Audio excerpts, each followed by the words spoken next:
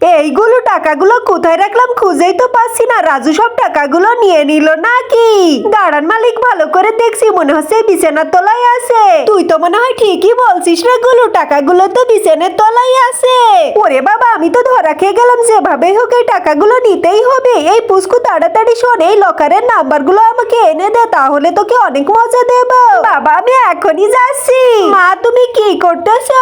এইগুলো আমাদের কাজ হয়ে গেছে, চল তাড়াতাড়ি। আরে পুস্কু তাড়াতাড়ি আয়, লকারের নাম্বারটা তোল এখানে। বাবা 5টা 9 দিলেই হবে। পুস্কু তুই আমার অনেক উপকার করলি, এখানে থাক, আমি তোর জন্য মজা কিনা আনতেছি।